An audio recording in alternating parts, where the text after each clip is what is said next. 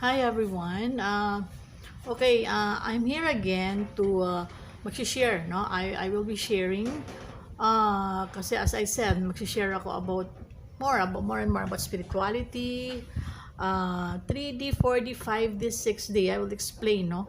And also, okay, so susunod na yung mga UFO disclosures na yan soon.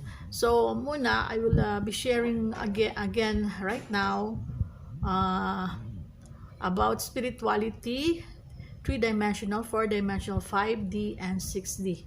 Okay, so 3D kasi, it's shall we say 3D is, okay, puro lessons ang 3D, okay? 3D is about lessons, about karmic lessons, about, and it's dense, no? Dense ang 3-dimensional Earth, mindset, frequency, and thinking, okay? That's 3D. It's more on ego, survival, ano pa ba? Okay, self, more on self, the ego self, okay, fear-based ang ano ng 3D Earth, 3D dimensional Earth, okay, 3D perspectives, because that's the 3D Earth, mind, perspectives, frequency. Okay, so yan ang 3D, no? Okay, how do I explain this? 3-dimensional is, okay, is very low kasi low ang ano ng 3D. It's more on shall we say negativity, more on mga ang ano, inauthenticity, ganon. Hindi masyadong authentic, lies, hypocrisies, truths na hindi pa na-revealed about our world, about us, about our soul, many wounds, no? Ang dami pang wounds, brokenness, healing to do, no? There's also the poverty mindset na sige, kung mahirap di mahirap, ganon. Wala yun eh. That's okay, the ego self is there, selfish, okay, pride, fear-based, okay, ignorance about the unknown. Okay, so that's the 3D, no? That's the 3D dimensional perspectives, living the 3D Earth. Yan. Now the 4D is where, okay, the 4-dimensional frequency mindset. Kasi sa 3D, our, shall we say, ang tinatawag nating pineal gland, the third eye, because everyone, all of us have the third eye, no? We have the pineal gland. Even animals, because they're sentient beings, animals, ganon. So, pag closed pa ang third eye natin, we are living in the 3D Earth. That's the 3D dimensional way and life and mindset perspectives. Ganyan. No, very low, negative, fear-based. Okay? Ganyan. Ego, puro ego. Ano? When we enter the 4D, now when we enter the 4D Earth, which is the 4D living, frequency, and energy, 4D mindset, no? Yun, that's the time that our third eye, pineal gland, is open, or where we are spiritually awakened. And we experience ego death and the shall we say, dark night of the soul.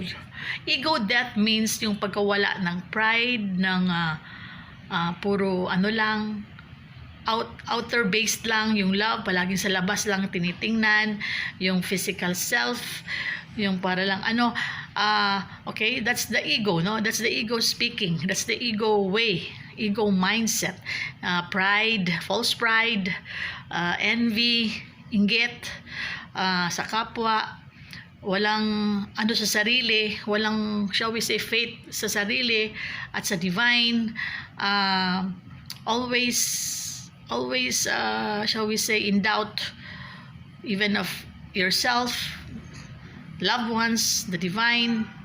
Okay, always blaming others for your mistakes and life choices na ikaw naman ang gumawa. Okay, yan ang 3D. Okay, karma. More on karma, karma-based, marami pang karmang dala. No? Marami pang karma na haharapin at pagbabayaran at gano'n. So, medyo mabigat. It's dense. It's heavy. It's negative. So, and then, yun, illness, disease, sakit, shortened lifespans. That's a 3D mindset. 3D Earth, old Earth, no?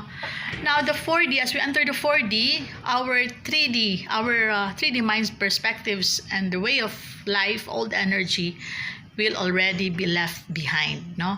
Yun, which is the spiritual awakening. The rapture is already ongoing right now in our planet, everywhere, globally, no? Globally. So when we spiritually awaken, we are now entering the 4D dimensional consciousness, 4D Earth, 4D way of living, where our third eye is already opening, the pineal gland.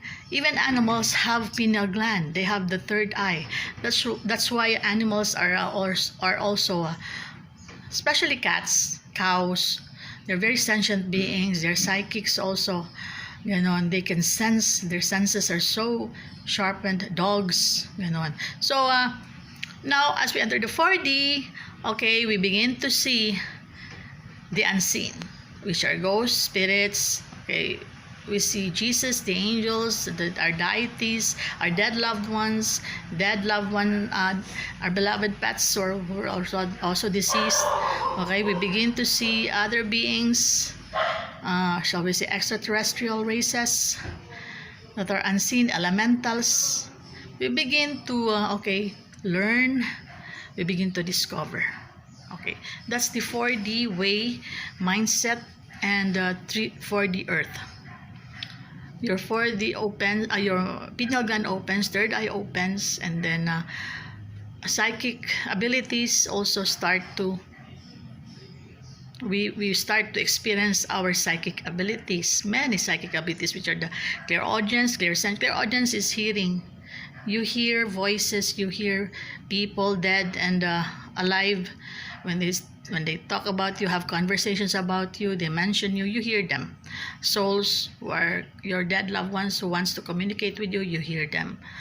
Okay, the angels, Jesus, our deities, our beloved pets are also dead, deceased. Even pets and animals are alive, we can hear them telepathically. You see, they're from the heart, no? They're what their thoughts are. You can hear their thoughts. So that's clairsentience. Clairaudience. Clairsentience is feeling. You feel what they're feeling. You feel nasasaktan, the wounded, yung may sakit, ganan. That's clairsentience. Claircognizance, you know what's gonna happen. You can predict what's gonna happen in the future, what's gonna happen now. You just know. And that's a very powerful also psychic ability. No? Healing, self-healing. You can heal. You can heal your loved ones, you can heal yourself through energy, Reiki energy healing. So that's the 4D. Those are the psychic abilities and gifts, no, that are opening. Okay, so and then psychic protection, energy, angel protection. You begin to learn that, practice that. Okay, being an empath, feeling everything deeply. Okay, so that's the 4D mind perspectives. So okay, I will continue again with my next sharing, okay, soon, for the 5D and 6D Earth, mind perspectives, energy, frequency, and way of living. Okay, so thank you everyone. Until next reading, general love reading again soon, and sharing. Okay, for the 5D and 6D Earth, frequency, energy, and mind perspectives. Okay, bye.